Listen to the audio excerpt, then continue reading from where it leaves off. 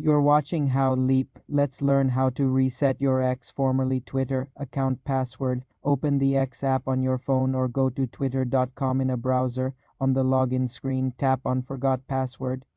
If you're using the app, tap the Forgot Password link below the login fields. You will be asked to enter your email, phone number, or username associated with the account. Enter the information and tap Next. X will send a password reset link to your email or a code to your phone via SMS.